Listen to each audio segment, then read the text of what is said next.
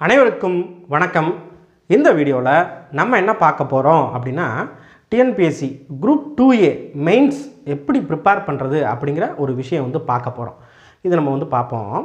அதுக்கு முன்னால் நம்ம டிஎன்பிஎஸ்சி படிக்கிற மாணவர்களுக்கு ஒரு விஷயம் சொல்ல வேண்டியிருக்குது. அதையும் நான் சொல்லிடுறேன். சரியா? என்ன அப்படின்னா இந்த மாதம் 2024 அக்டோபர் மாதம் டிஎன்பிஎஸ்சி ப்ரிப்பேர் பண்ணுற ஆஸ்பிரண்ட்ஸ் ஒரு 3 டைப் தான் இருக்காங்க. சரியா? எதுக்காக சொல்கிறேன்னு சொல்லிட்டு நான் சொல்கிறேன். 3 டைப் தான் பாருங்க. 3 டைப் என்ன சார்? 3 டைப் என்ன அப்படின்னா, ஃபஸ்ட்டு டைப் பார்த்திங்க அப்படின்னா குரூப் 2 நல்லா பண்ணிட்டேன், ப்ரிலிமினரி எக்ஸாம் சூப்பராக பண்ணிட்டேன், அதே மாதிரி குரூப் 4 நான் நல்லா பண்ணியிருக்கேன், நான் ரிசல்ட் எக்ஸ்பெக்ட் பண்ணுறேன். இந்த கேட்டகரி ஃபஸ்ட்டு டைப். சரியா? ரைட். செகண்ட் பார்த்திங்க அப்படின்னா நான் குரூப் 2 நல்லா பண்ணலை, குரூப் 4 நல்லா பண்ணலை, போச்சு. ரைட்டா? நான் அடுத்து வரப்போகிற 2025 வரப்போகிற குரூப் 4 குரூப் 2 அதுக்காக நான் படிக்கிறேன். இது செகண்ட். இந்த 2 டைப்புமே சூப்பராக இருப்பாங்க. சரியா? எந்த ஒரு பிரச்சனையும் கிடையாது. ஏன்னா ஃபஸ்ட்டு கேட்டகரி நல்லா படிச்சுக்கிட்டு இருப்பாங்க, அடுத்த கட்ட நிலைமைக்கு போவாங்க. செகண்ட் கேட்டகரி நம்ம அடுத்த இதை படிக்கணும் அப்படின்னு சொல்லிட்டு மூவ் ஆயிடுவாங்க. இந்த தேர்டு கேட்டகரி அப்படிங்கிற ஒரு பீப்புள்ஸ் இருக்காங்க. என்ன அப்படின்னா குரூப் 4 சரியாக பண்ணலை, அதே மாதிரி குரூப் 2 ப்ரிலிமினரி எக்ஸாம் நான் ஒரு பார்டர் லெவலில் இருக்கேன் சார். பார்டர் லெவல்லாம் என்ன? ஒரு 140 கேள்விகளுக்கு மேலே நான் போட்டுட்டேன். நான் இதுக்கு படிக்கலாமா வேண்டாமா, எனக்கு என்ன பண்ணுறேனே தெரில. நான் இதுக்கு படிக்கவா, இல்லைனா அடுத்த வருஷம் வரப்போகிற இந்த குரூப் 4க்கு படிக்கவா, இல்லைனா வேறு ஏதாவது எக்ஸாம் படிக்கவா, இந்த மாதிரி அந்த தேர்டு கேட்டகரி பீப்புள் இருக்காங்க. ஸோ அவங்களுக்காகத்தான் முக்கியமாக இந்த வீடியோ கொண்டு வரேன். சரியா? என்ன அப்படின்னா இந்த ஃபஸ்ட்டு கேட்டகரியும் செகண்ட் கேட்டகரியும் எந்த ஒரு பிரச்சனையும் கிடையாதுப்பா. நீங்கள் உங்களோட வேலை நீங்கள் போய்கிட்டே இருங்க. சரியா? இந்த தேர்டு கேட்டகரி இருக்காங்க இல்லையா, நான் என்ன பண்ணுறேன்னு தெரில அப்படின்னு இருப்பாங்க இல்லையா, அவங்க கொஞ்சம் நீங்கள் அடுத்து என்ன பண்ணணும் அப்படின்னு டக்குன்னு முடிவெடுத்து ப்ராசஸில் இறங்கிருங்க. உங்களுக்கு நம்பிக்கை இருந்துச்சு அப்படின்னா group 2 2A preliminary exam clear பண்ணிடுவோம் அப்படிங்கிற நம்பிக்கை இருந்துச்சு அப்படின்னா தாராளமாக மெயின்ஸுக்கு இப்போயே உட்காந்து படிக்க ஆரம்பிச்சுங்க. ஏன் அப்படின்னா நம்மளுக்கு டைம் கிடையாது. குரூப் 2A மெயின்ஸ்லாம் உங்களுக்கு சப்போஸ் இப்போ வேக்கன்சி எவ்வளோ கொடுத்துருக்காங்க அப்படின்னா 2300 வேக்கன்சி கொடுத்துருக்காங்க. 500+ வேக்கன்சி பார்த்திங்க அப்படின்னா குரூப் 2 இன்டர்வியூ, 1800+ வேக்கன்சி பார்த்திங்க அப்படின்னா நான் இன்டர்வியூ. இந்த 1800 அப்படிங்கிறது சப்போஸ் 2000 மாறலாம், ஏன் 2000க்கு மேலே கூடலாம். சரியா? அது நம்ம கையில் கிடையாது, டிஎன்பிஎஸ்சி நம்ம கவர்மெண்ட் கையில் இருக்குது. ஸோ சப்போஸ் கூடிருச்சு அப்படின்னா நீங்கள் பார்டரில் இருக்கீங்க, சப்போஸ் உங்கள் நம்பரும் வந்துருச்சு, எக்ஸ்பெக்ட் பண்ணாத லெவலில் வந்துருச்சு, அப்போ நீங்கள் என்ன பண்ணுவீங்க? வெறும் 3 மாதம் உட்காந்து நாங்கள் மாங்கு படித்து பாஸ் ஆகிடுவீங்களா? இப்போலேருந்தே. ஸோ அதுக்காக தான் சொல்கிறேன், அந்த தேர்ட் கேட்டகரி பீப்புளுக்கு இப்போலேருந்தே நீங்கள் என்ன பண்ணுங்கள் அப்படின்னா ப்ரிப்பேர் பண்ண ஆரம்பிங்க. இந்த குரூப் 2A மெயின்ஸ் அப்படிங்கிறது சாதாரண விஷயம் கிடையாது. நீங்கள் நினைக்கலாம் அப்ஜெக்டிவ்லாம் கேள்வி கேட்க போகிறாங்க, நம்ம படிச்சு எழுதிடலாம், 3 மாதம் டைம் இருந்தால் கூட நான் வெறித்தனமாக படிச்சிருவேன், படித்து பாஸ் பண்ணிடுவேன் அப்படின்னு நினச்சிங்க அப்படின்னா நீங்கள் தோத்துட்டீங்க.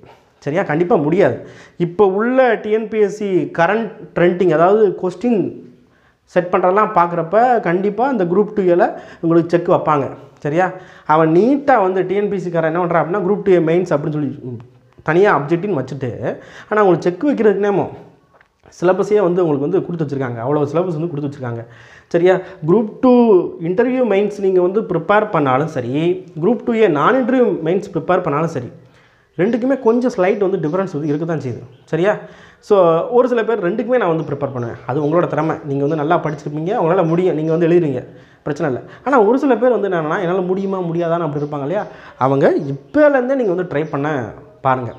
அப்படின்னா தான் உங்களால் கிளியர் பண்ண முடியும். அந்த 2000 பேருக்குள்ளே, அதாவது 1800 பீப்புள்ஸ்க்குள்ளே நீங்கள் வரணும்னு நினச்சிங்கன்னா இப்போலேருந்து, இப்போ அக்டோபர் மாதம் நடக்குது, இப்போலேருந்து இன்னையிலேருந்து நீங்கள் ஆரம்பிச்சிங்க அப்படின்னா கண்டிப்பாக வரப்போகிற மெயின்ஸில் உங்கள் நம்பர் இருந்துச்சு அப்படின்னா கண்டிப்பாக நீங்கள் பாஸ் பண்ணலாம். சார் அப்போ மெயின்ஸில் என்னோடய நம்பர் வரலன்னா நான் என்ன பண்ணுறது அப்படின்னு ஒரு கேட்டகரி இருப்பாங்க இல்லையா, அவங்க பரவாயில்ல, இப்போலேருந்தே படித்தாலும் படித்தது வேஸ்ட்டாக போகாது.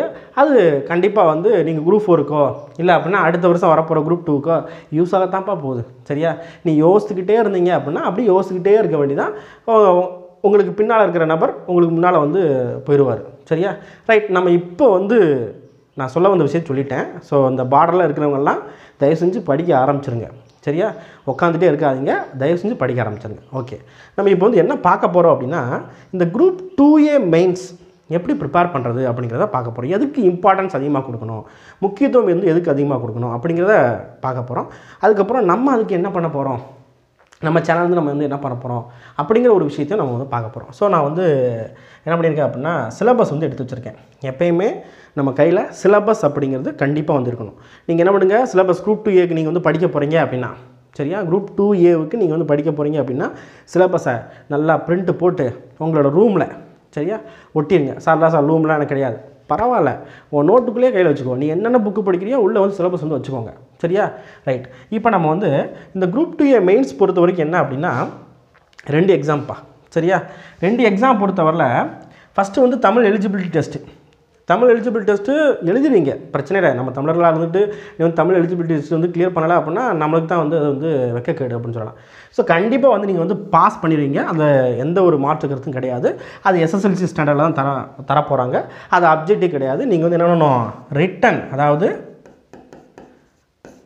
நீங்கள் எக்ஸாமில், அதாவது காலேஜில் ஸ்கூலெல்லாம் எழுதுனீங்க இல்லையா, அந்த மாதிரி வந்து என்ன பண்ணணும் அப்படின்னா எழுதணும். சரியா, ரைட், எழுதிடுவீங்க, கண்டிப்பாக எழுதிடுவீங்க. அடுத்து உள்ள 2, அதாவது பேப்பர் 2, இதுதான் வந்து ஜென்ரல் ஸ்டடீஸ், இன்டெலிஜென்ஸ் ரீசனிங், அடுத்து லாங்குவேஜ்.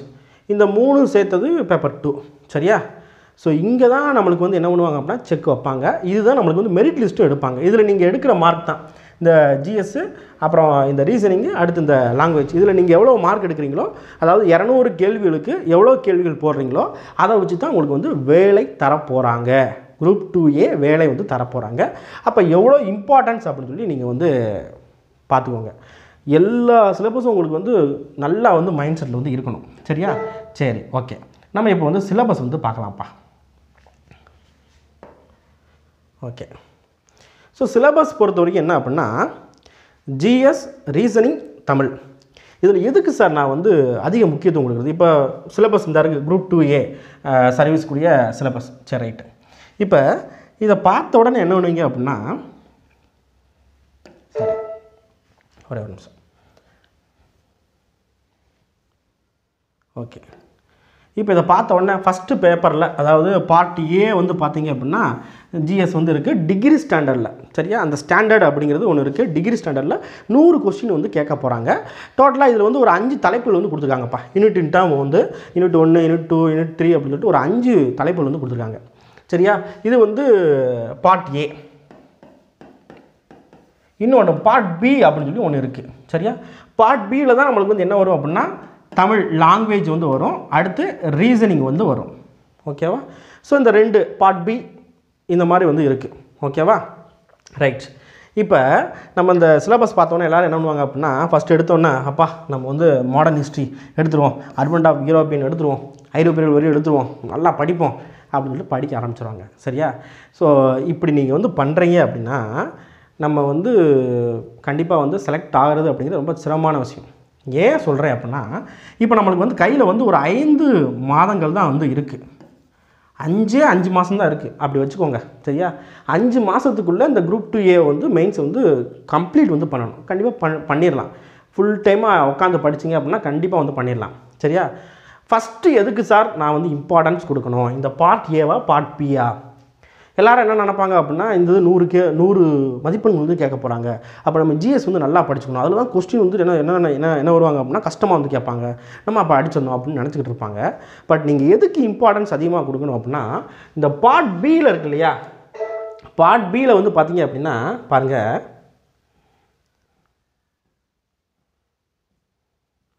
ஸோ பார்ட் B இந்த இருக்குது ரீசனிங்லேயும், அடுத்து இந்த பார்ட் C லாங்குவேஜ், அதாவது தமிழ். நான் பார்ட் பின்னு சொல்லிட்டேன், பார்ட் சின்னு ஒன்று இருக்குது லாங்குவேஜ். சரியா, தமிழ் ஆர் இங்கிலீஷ். சரியா, இந்த 2க்கும் தான் நம்ம என்ன பண்ணணும் அப்படின்னு கேட்டால் அதிகமான இம்பார்ட்டன்ஸ் கொடுக்க வேண்டும்.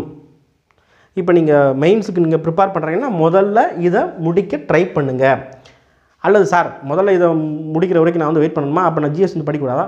ஜிஎஸ்ஸையும் படிங்க, ஆனால் ஸ்டார்டிங்கில் அதிகமான இம்பார்ட்டன்ஸ் இதுக்கு கொடுங்க, அதாவது பார்ட் Bக்கும் பார்ட் Cக்கும் கொடுங்க. ஏன் சார் வந்து கொடுக்கணும்? ஏன் அப்படின்னா நம்மளுக்கு வந்து எத்தனை கேள்விகள், 200 கேள்விகள் வந்து 200 200 கேள்விகள் வந்து நம்மளுக்கு என்ன பண்ண போகிறாங்க அப்படின்னா கேள்வி கேட்க போகிறாங்க. அதில் 100 கேள்விகள் அங்கே போகுது. இங்கே வந்து பாருங்கள், இதில் 40 கேள்வி. சரியா? இந்த ரீசனிங்கில் வந்து பார்த்திங்க அப்படின்னா 40 கேள்வி. அதே மாதிரி பார்ட் சி இந்த general Tamil or general English இருக்கு இல்லையா, இதில் வந்து பார்த்திங்க அப்படின்னா ஒரு 60 கேள்விகள். சரியா? ஸோ இங்கே இந்த ரெண்டும் சேர்த்து 100 கேள்விகள் வந்து வரப்போகுது. அங்கே ஜிஎஸில் ஒரு 100 கேள்விகள். சரியா? ரைட். இப்போ வந்து பாருங்கள், இதில் இந்த டைமிங் அப்படிங்கிற ஒரு விஷயம் இருக்குது. இது வந்து ஆன்லைனில் வந்து நடத்த போகிறாங்கப்பா. சரியா? ஆன்லைனில் நடத்த போகிறாங்க.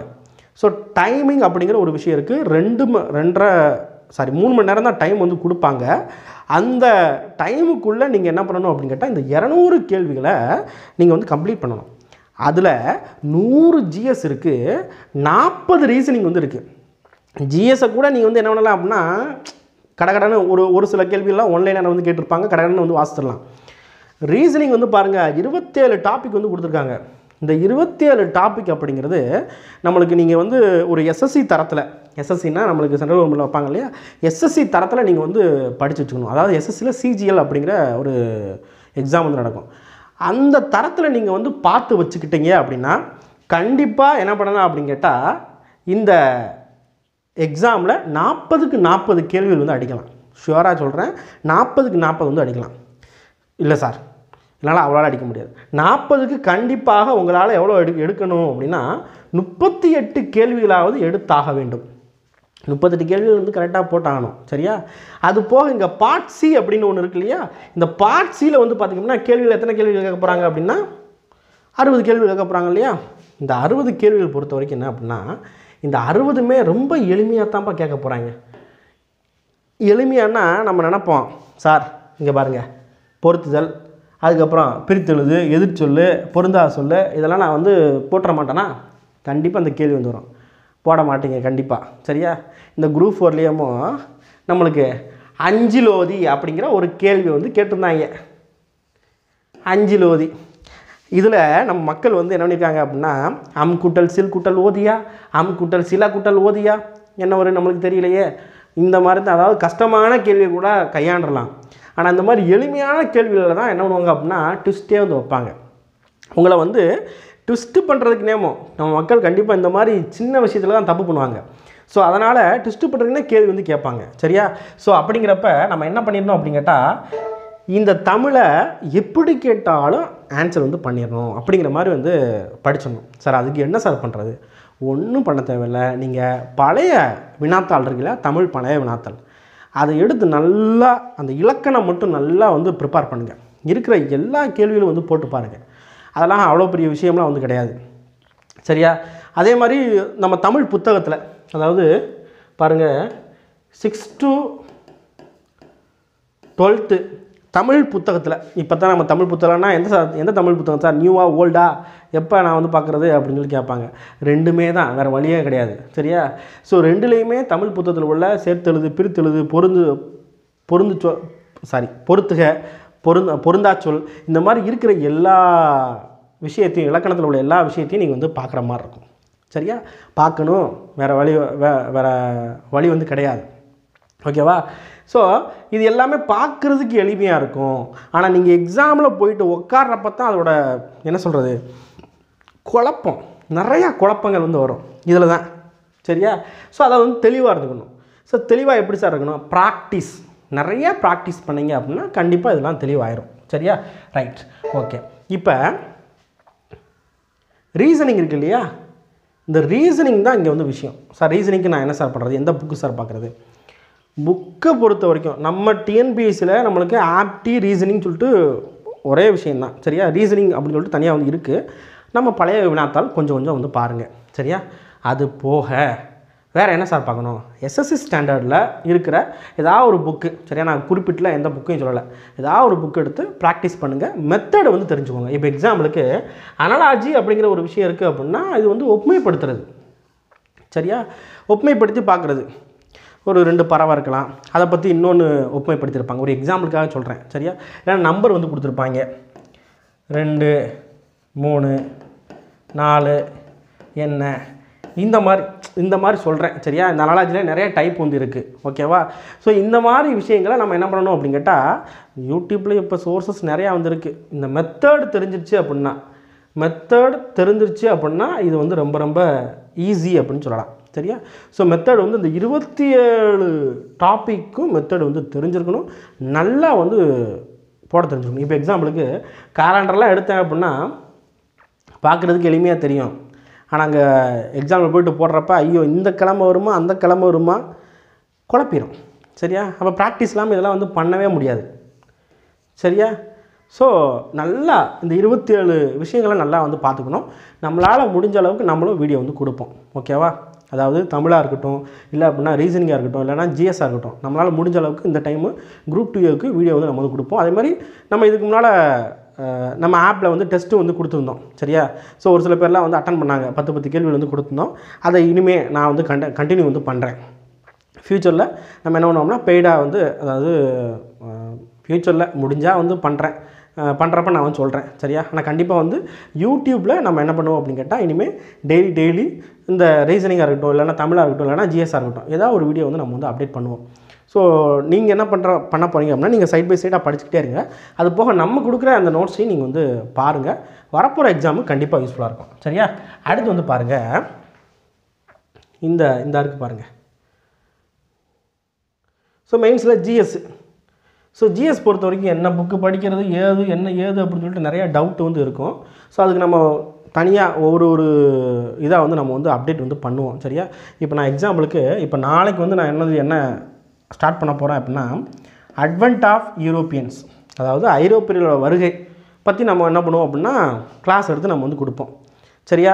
இந்த மாதிரி நம்மளால் முடிஞ்ச அளவுக்கு, அதாவது ஸ்கூல் புக்கில் கவர் பண்ணுறது என்ன அப்படின்னா ஸ்கூல் புக்காக இருக்கலாம், இல்லை அப்படின்னா எக்ஸ்ட்ராவாக ஏதோ ஒரு வெங்கடேசன் புக்காக இருக்கலாம், என்ன புக்காக இருந்தாலும் சரி எக்ஸ்ட்ராவாக சோர்ஸ் எடுத்து நம்ம என்ன பண்ணுவோம் அப்படின்னு கேட்டால் கவர் பண்ணுற மாதிரி நான் வந்து வீடியோ வந்து ரெடி பண்ணுறேன் சரியா. இப்போ வந்து first unit modern history of Tamil Nadu, Tamil society பாருங்கள். இந்த இதில் மாடர்ன் ஹிஸ்ட்ரியும் உள்ளே வந்து அடங்கிருச்சு சரியா. தமிழ்நாட்டோட மாடர்ன் ஹிஸ்ட்ரியும் உள்ளே வந்து அடங்கிருச்சு. அது போக தமிழ் சொசைட்டி நம்ம இதுக்கு முன்னால் வந்து ப்ரிமினரியில் யூனிட் 8 அப்படின்னு சொல்லி படிச்சிருப்பீங்க இல்லையா, அதை உள்ளதுக்கு வச்சிட்டாங்க சரியா. நீங்கள் ஏற்கனவே படித்தது தான் இங்கே வந்து படிக்க போகிறீங்க. ஆனால் கேள்வியோட தரம் ஒன்றும் ரொம்ப வித்தியாசமாக இருக்கும். ஸோ நல்லா வந்து படித்து வச்சுக்கோங்க ஓகேவா. சரி, அடுத்ததாக வந்து பார்த்திங்க அப்படின்னா இது ஃபஸ்ட் யூனிட்டு. நான் இதை பற்றி தெளிவாக வந்து நான் வந்து தனியாகவே ஒரு வீடியோ கொடுக்குறேன் சரியா. செகண்ட் யூனிட் வந்து பார்த்திங்க அப்படின்னா administration of states with reference of Tamil Nadu administration பற்றி. இது லாஸ்ட் குரூப் 2 சிலபஸ்லேயே வந்து இருந்துச்சு. ஸோ அதுக்கு தனியாக தமிழ்நாடு நிர்வாகத்துக்கு நிறையா புக் வந்து இருக்குது சரியா. அதுவும் நம்ம வந்து அப்டேட் பண்ணுவோம் ஓகே. இந்த தமிழ்நாடு நிர்வாகத்திலேயே என்ன பண்ணுறாங்க அப்படின்னா நம்மளுக்கு கான்ஸ்டிடியூஷனையும் உள்ளே வந்து கொண்டு வந்துடுறாங்க சரியா. இப்போ வந்து பாருங்கள், கான்ஸ்டிடியூஷனில் முக்கியமான விஷயங்கள் மட்டும்தான் நீங்கள் வந்து பார்க்க போகிறீங்க. பாருங்கள், கான்ஸ்டிடியூஷன் ஆஃப் இந்தியா ஏற்கனவே ப்ரிமினரியில் படிக்க மாட்டீங்களா, திரும்ப படிக்க போகிறீங்க அவ்வளோதான். இதில் எக்ஸ்ட்ராவாக வந்து என்ன படிப்பீங்க அப்படின்னா, அதாவது ப்ரிமினரியில் படிக்காமல் நான் வந்து இங்கே வந்து படிக்கணும் அப்படின்னா இந்த இருக்கு இல்லையா, அட்மினிஸ்ட்ரேஷன் இருக்கு இல்லையா, இந்த அட்மினிஸ்ட்ரேஷன் தான் நீங்கள் வந்து படிப்பீங்க சரியா. அட்மினிஸ்ட்ரேஷன் தான் நீங்கள் வந்து புதுசாக வந்து படிப்பீங்க. அது போக போக உங்களுக்கு வந்து பழகிடும் சரியா. ரைட்ஸ். அடுத்ததாக science and technology. So unit 3ல் சயின்ஸ் அண்ட் டெக்னாலஜி இதுதான் இங்கே வந்து விஷயம். என்ன அப்படின்னா சயின்ஸ் அண்ட் டெக்னாலஜி தான் நம்ம மக்கள் வந்து நிறையா வந்து படிச்சிருக்க மாட்டாங்க சரியா. படிச்சிருக்க மாட்டாங்க மீன்ஸ் என்ன, அந்த சைடே போக மாட்டாங்க. ஸோ அதுக்காக நம்ம என்ன பண்ண போகிறோம் அப்படின்னா கொஞ்சம் இது இந்த சிலபஸ் அடிப்படையில் நம்ம வந்து ரெடி பண்ணி தரப்போகிறோம், கிளாஸ் வந்து எடுக்க போகிறோம். நீங்கள் வந்து பாருங்கள் ஓகேவா. அடுத்து வந்து பாருங்கள், Tamil Nadu economy and social issues. இதுவும் போன குரூப் 2 மெயின்ஸில் வந்து இருந்துச்சு. ஸோ இதுக்கு நிறையா புத்தகங்கள் வந்து இருக்குது, அதனால் ஒன்றும் பிரச்சனை இல்லை ஓகேவா. அடுத்து geography of Tamil Nadu, environment, biodiversity.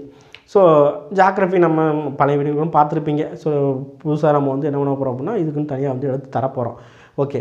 இப்போ இதில் எதுக்கு சார் அதிகமாக வந்து இந்த 5 யூனிட்டில் எதுக்கு சார் நான் அதிகமாக வந்து இம்பார்ட்டன்ஸ் கொடுக்கணும் பாருங்கள். ஒவ்வொன்றுக்கும் அவங்களே கொடுத்தாங்க. நான் ஜாக்ரஃபி ஆஃப் தமிழ்நாடுலேருந்து 15 கொஸ்டின் கேட்க போகிறேன் அப்படின்னு சொல்லிட்டான்.